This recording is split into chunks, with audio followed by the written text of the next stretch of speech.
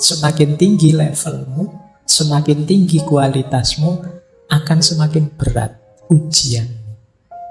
Tapi tidak masalah, tambah berat ujianmu, tambah kuat dirimu. Begitu kamu tambah kuat, bebannya akan nambah lagi. Tambah kuat lagi kamu, bebannya nambah lagi. Meskipun Allah itu juga sayang sama kita, jadi tidak ada beban yang melebihi kapasitas kita. Pasti cukup, kecuali kita cengeng. Jadi beban itu pasti bisa kita tanggung.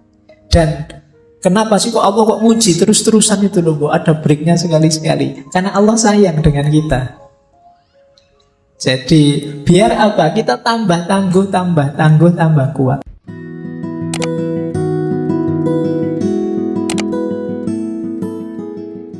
Assalamualaikum warahmatullahi wabarakatuh. Bismillahirrahmanirrahim. Setiap pengalaman, baik atau buruk, merupakan langkah maju dalam perkembangan jiwa manusia. Kegagalan dalam hidup tidak masalah. Kemalangan terbesar adalah masih diam seperti semula. Jadi kata Hazrat Inayat Khan, hidup itu ada baik, ada buruk, ada naik, ada turun biasa. Yang penting apapun yang kalian alami, jadikan itu pijakan untuk dirimu jadi lebih baik. Gagal tidak masalah, justru dengan kegagalan itu kamu bisa mengevaluasi dirimu, kurangnya di mana, dan besok jadi lebih baik. Kemalanganmu terbesar adalah kamu mandek, tidak berkembang. Jadi kata Hazrat Inayat Khan, naik turun. Hidupmu kok sedang baik atau sedang buruk, tidak masalah. Setiap pengalaman adalah pelajaran. Dan pelajaran terbaik adalah pelajaran yang mengubah dirimu jadi lebih baik.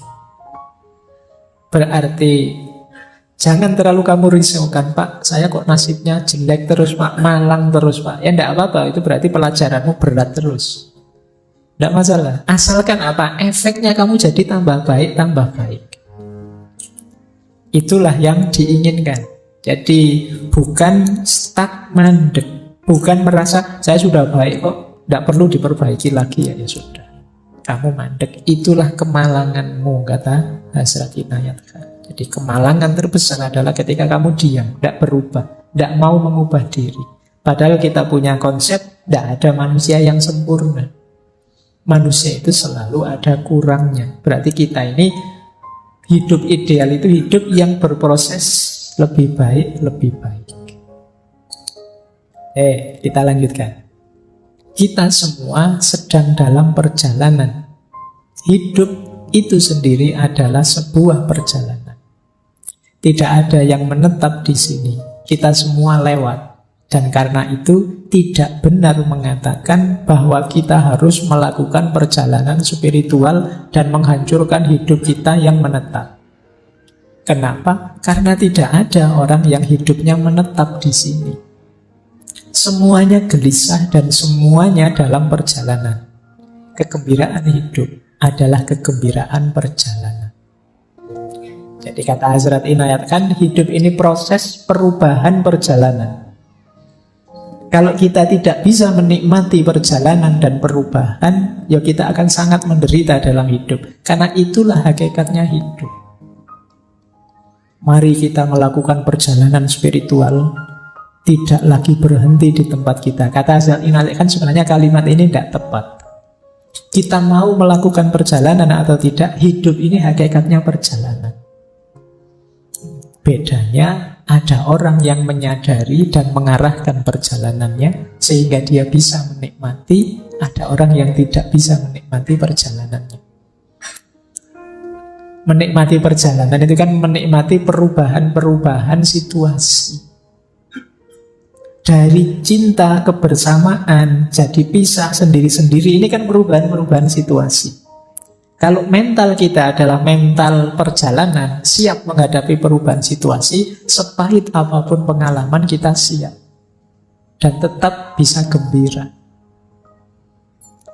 Jadi, kalau ingin penderitaan itu terasa ringan, ayo filosofi hidup kita geser ke bahwa hidup ini adalah perjalanan.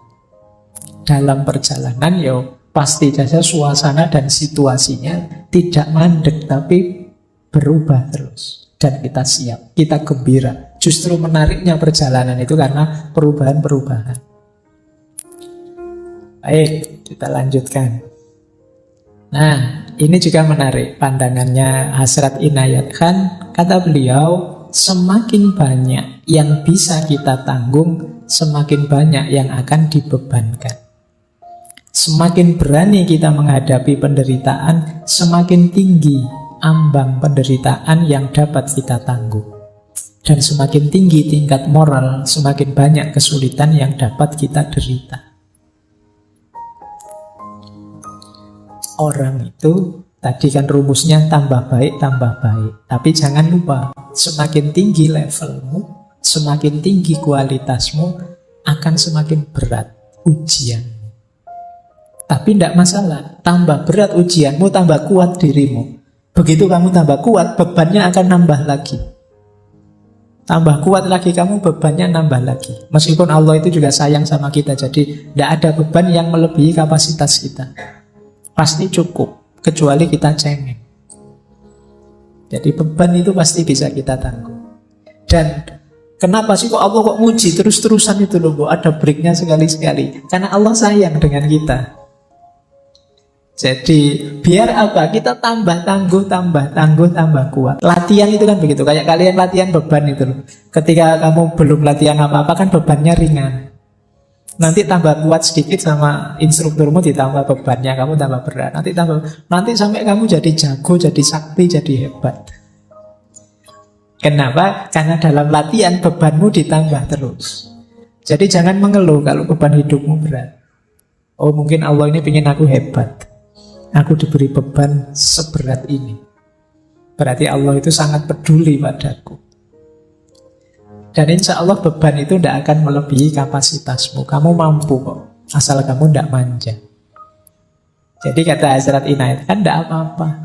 Semakin berat beban, ini tanda-tanda kamu akan jadi semakin kuat. Kapasitasmu nambah, bebanmu akan nambah. Ujian moral juga begitu. Semakin kamu baik secara moral, mungkin kesulitanmu juga akan nambah. Kamu semakin murah hati, mungkin diuji dengan kesulitan lebih besar daripada ketika kemarin kamu pelit. Kemarin pelit, temanmu menjauh semua. Sekarang murah hati, temanmu deket semua, temanmu ya utang semua, moroti semua. Itu kan lebih sulit kamu. Tapi tidak apa-apa, kamu jadi lebih tangguh sekarang. Jadi itulah, kalau bahasanya kaum Stoik kemarin, polanya, sunatullahnya dalam hidup ini. Jadi kalau teman-teman ngerti rumus-rumus ini, itu penderitaan apapun termasuk patah hati akan lebih terasa ringan, tidak terlalu berat. Baik, jadi kita mulai terbuka, ada beberapa wawasan yang menarik yang ditawarkan oleh para sufi untuk menawarkan patah hati kita, kesedihan kita. Oke, kita lanjutkan. Sekarang kita masuk ke gurunya Jalaluddin Rumi, Syekh Syamsuddin At-Tabrisi. Syekh Syamsul Tabriz. Ini sebelum ke Rumi ya, kita masuk ke beliau sebentar. Kata beliau begini, apapun yang terjadi dalam hidupmu, tidak peduli betapapun sulitnya hal itu, jangan memasuki lingkungan keputusasaan. Bahkan ketika semua pintu tertutup, Tuhan akan membuka jalan baru hanya untukmu. Berterima kasihlah. Sangat mudah untuk bersyukur ketika semuanya baik-baik saja. Tetapi seorang sufi bersyukur tidak hanya atas apa yang telah diberikan kepadanya, tetapi juga atas semua yang telah tertolak darinya. Nah, ini levelnya seperti Syekh Hasan Basri dan kawan-kawan tadi. Apapun kesulitanmu, seberat apapun bebanmu, kamu ingat-ingat satu rumus final ini, jangan putus asa. Itu saja. Ini gawang terakhir. Jadi kalau sepak bola itu, ini jangan sampai bobol. bahwa pemain lapangan tengah jatuh, jungkir balik, backnya juga pontang-panting, tidak masalah. Tapi jangan bobol gawang terakhir. Gawang terakhirnya apa? Putus asa. Begitu kamu putus asa, itu tanda bahwa kamu tidak percaya lagi kepada Allah. Kamu lupa bahwa ada Allah. Yang bagi Allah apa sih yang tidak mungkin? Orang yang putus asa itu kan sering pakai kalimat-kalimat, buntu sudah semua jalanku, gelap duniaku, aku gimana lagi ini? Kamu lupa masih ada Tuhan, masih ada Allah. Jadi Syekh Syamsul Tabriz mengingatkan kita, apapun kesulitanmu, apapun bebanmu, jangan biarkan gawangmu yang terakhir ini bobol, yaitu keputusasaan. Makanya putus asa itu kan kalau dalam Al-Quran disebut kekufuran. Karena apa? Karena orang yang putus asa berarti dia melupakan Allah atau tidak percaya dengan kekuasaannya Allah. Kata Syekh Syamsul Tabriz, meskipun semua pintu rasanya tertutup, Allah masih bisa kok. Bukan membuka pintu, bahkan membuat pintu baru Allah bisa, yang tidak terbayangkan mungkin selama ini olehmu. Jadi tidak mungkin Pak lewat ini, lewat itu, lewat ini. Jalan yang saya hitung itu tidak ada yang beres. Itu kan hitunganmu. Jadi bagi Allah apa yang mustahil? Wong dari Masjidil Haram ke Masjidil Aqsa, dari Masjidil Aqsa ke Sidratul Muntaha, ya bisa dalam waktu semalam. Meskipun di medsos banyak orang yang mendebat, masuk akal. Masa lain namanya mukjizat, ya memang tidak masuk akal. Kalau masuk akal ya tidak mukjizat namanya. Memang tidak harus masuk ke akalmu. Kalau bisa terjangkau oleh pikiranmu, oleh akalmu, itu masih biasa. Wong ini peristiwa luar biasa kok. Jadi banyak kemarin saya baca di medsos itu, naik ke langit ke-7, langit itu apa? Pikirannya kan aneh-aneh. Jadi tidak masuk akal saya. Ya memang tujuannya tidak untuk dimasukkan akal. Akalmu tidak nyampe. Jadi ini peristiwa luar biasa. Kalau definisinya khorikul adat, beda dengan adat. Memang tidak cocok dengan hukum alam sunatullah sain yang kamu pelajari. Itulah mengapa disebut mukjizat. Jadi memang ada mode polanya sendiri yang berbeda dengan pola saintifik yang selama ini kamu pelajari. Baik. Nah, malah sampai Isra Mi'raj ya. Yuk dilanjutkan. Yuk paling tidak itu ilustrasi ya betapa Allah itu maha kuasa. Yang tidak terduga bisa terjadi. Yang menurutmu apa bisa kebalikannya. Kamu meramal apa yang terjadi sebaliknya. Karena Allah maha kuasa. Kesabaran tidak berarti bertahan secara pasif. Kata Syekh Syamsuddin At-Tabrizi, sabar itu berarti berpandangan jauh ke depan untuk mempercayai hasil akhir dari suatu proses. Ini kalau pakai bahasa yang lain, sabar itu sama dengan orang yang optimis. Jadi kalau kita yakin hasilnya akan baik, ya kita mudah untuk sabar. Orang sabar itu justru visioner, dia pandangannya ke depan. Apa yang dimaksud dengan kesabaran? Nah, ini definisinya menarik. Syekh Syamsuddin At-Tabrizi. Sabar itu melihat duri dan juga melihat bunga mawarnya. Melihat malam dan juga melihat fajar. Jadi untuk sampai pada mawar yang harus tahu ada duri yang harus dilewati. Ini sabar. Untuk sampai fajar kita harus tahu harus melampaui malam. Ini sabar. Berarti apa? Untuk mencapai kesuksesan, kebahagiaan, ya kita harus siap sulit, siap menderita. Itulah mengapa jangan dikeluhkan penderitaanmu. Patah hatimu jangan membuatmu putus asa. Sabarlah. Memang untuk bisa meraih keindahannya mawar, kamu harus sanggup melampaui durinya. Untuk bisa melihat indahnya fajar, kamu kan harus sanggup menahan hidup di malam hari. Jadi kalau kalian mau melihat sunrise itu kan ya dibelani ngantuk-ngantuk, malam tidak tidur, naik ke atas gunung sampai sana, alhamdulillah bisa kelihatan sekarang sunrise. Itu kan kamu ada tirakatnya, itu kan capek-capek menahan tidak tidur. Jadi ya meskipun setelah melihat sunrise kan kamu hasilnya kan bisa selfie-selfie, foto-foto, itu saja. Nah, hidup juga begitu. Kamu kalau ingin meraih keindahannya harus siap dengan pahitnya. Kita itu seringkali hanya fokus pada mawarnya saja, fokus pada fajarnya saja. Lupa dengan malamnya, lupa dengan durinya. Itu yang membuat kita begitu dropnya ketika mengalami patah hati, ketika mengalami kesulitan hidup. Padahal justru kesulitan itulah yang akan mengantarkan kita pada keindahan. Ini pendapatnya Syekh Syamsuddin At-Tabrisi. Ketidaksabaran berarti menjadi picik untuk tidak dapat melihat hasilnya. Jadi orang tidak sabar itu ya hanya lihat pahitnya saja, nggak lihat bahwa setelah pahit ada manisnya.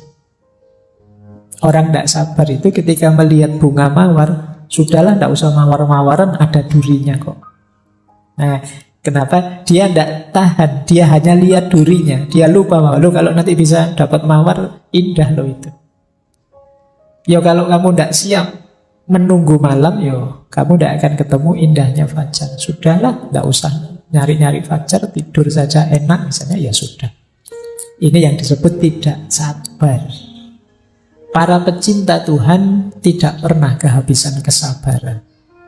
Karena mereka tahu bahwa agar bulan sabit menjadi purnama dibutuhkan waktu. Tidak mungkin hari ini bulan sabit, besok langsung purnama. Kalau sudah begitu, kiamat itu berarti. Mesti kamu harus nunggu dulu waktunya. Dari bulan sabit jadi purnama, ya paling tidak kamu nunggu 15 hari ya, setengah bulan. Itu pun purnama tidak seterusnya nanti jadi bulan sabit lagi. Itulah kehidupan. Kalau kamu kehilangan kesabaran, hidupmu akan sangat berat. Karena modenya hidup itu naik turun. Tidak mungkin orang hidup itu seneng terus, enak terus. Meskipun kamu pinginnya begitu. Hidup itu mesti ya kadang seneng, kadang tidak seneng, kadang enak, kadang tidak enak. Itu wajar. Siaplah menghadapi hidup yang seperti ini. Kunci bahagiamu justru di situ. Kalau kamu siapnya seneng saja, ya siap-siap hidupmu banyak stres, banyak depresi. Semoga tidak ada yang di sini hidupnya nyari susah saja. Kan ada orang itu yang kalau bisa sulit, kenapa dibuat mudah? Itu namanya nyari susah. Orang itu normalnya nyari senang, dia malah nyari susah. Kalau tidak rumit, tidak enak Pak, tidak asik Pak. Ya, salahmu dewe kalau gitu. Baik, ya jadi orang yang normal-normal saja. Wajarnya kita mencari kebahagiaan, kesenangan, tapi kita harus sadar hidup ini ada kesulitan juga, ada problem juga, ada naik turunnya juga.